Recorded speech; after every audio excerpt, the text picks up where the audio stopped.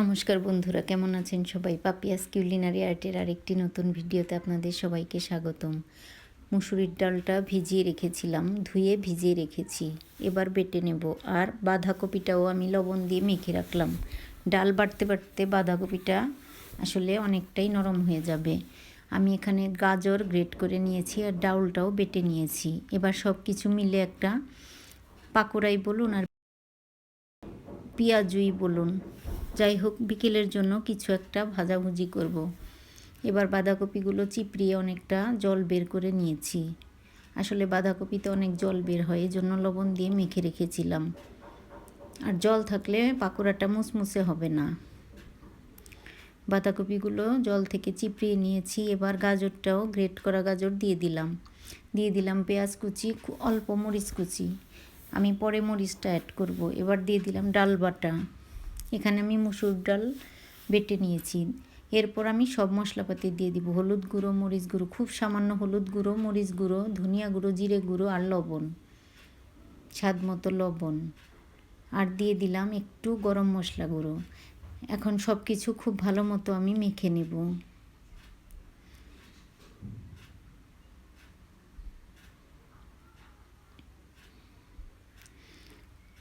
আর এই পাকোড়াটা বিকেলে চায়ের সঙ্গে, ভাতের সঙ্গে, মুড়ি দিয়ে খেতেও দারুণ লাগে।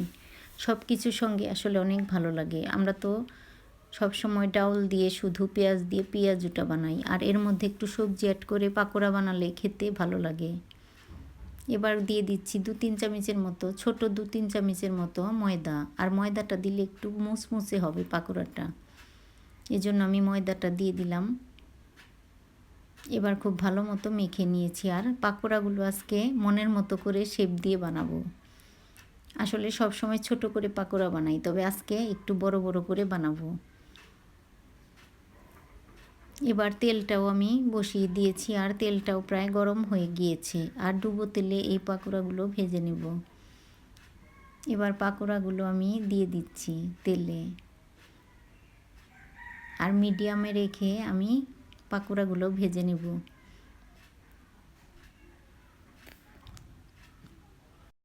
আসলে আমি 4টে অল্প ঝাল দিয়ে বানিয়ে এরপর বাকিগুলোতে কাঁচামরিচ কুচি অ্যাড করে দিলাম। পাকোড়ায় বা পেঁয়াজুতে এই মরিচগুলো মুখে পড়লে খেতে ভালো লাগে, এজন্য আমি বেশি করে মরিচ কুচি দিয়ে দিয়েছি। এবার পাকোড়াগুলো এক পাশ হলে আরেক পাশ ভেজে নেব। আসলে এভাবে মিডিয়াম টু লো হিটে পাকোড়াগুলো ভেজে নিতে হবে, উল্টিয়ে পাল্টিয়ে ভেজে নিতে হবে। এক পাশ হয়ে গেলে পাকোড়াগুলো উল্টিয়ে দিয়েছি, এবার এই পাশ হয়ে গেলে নামিয়ে নিব। এবার পাকোড়াগুলো হয়ে গিয়েছে, তেল থেকে তেল ছেঁকে নামিয়ে নিচ্ছি। তো বন্ধুরা, আমার আজকের এই ভিডিওটা কেমন লাগলো অবশ্যই জানাবেন। যদি ভালো লাগে তবে আমার ইউটিউব চ্যানেলটি সাবস্ক্রাইব করার অনুরোধ রইল।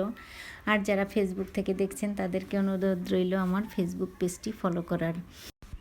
এবার কম ঝালের এই পাকোড়াগুলো ভেজে আমি তুলে নিলাম। বাকি পাকোড়াগুলো আমি একইভাবে দিয়ে দিচ্ছি এবং ভেজে তুলে নিব।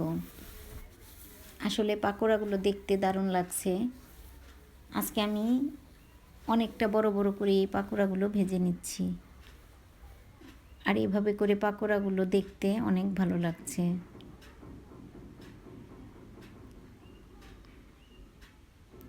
আসলে অনেক দিনের ইচ্ছে যে একটু বড় বড় করে পাকোড়া ভেজে তারপর মুড়ি দিয়ে খাবো। আর এজন্যই আজকে অনেকটা বড় বড় করে পাকোড়াগুলো ভেজে নিচ্ছি। সবসময় তো ছোট ছোট করেই ভাজা হয়।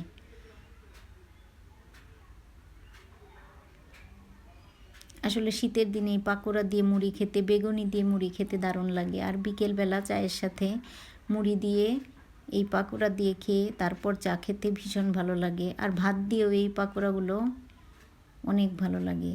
তো বন্ধুরা, এবার সবগুলো পাকোড়া আমি একইভাবে ভেজে তুলে নিয়েছি।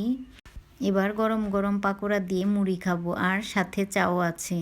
তো বন্ধুরা, আজ এ পর্যন্তই। দেখা হবে নতুন কোনো ভিডিওতে। সে পর্যন্ত সবাই সুস্থ থাকবেন, ভালো থাকবেন।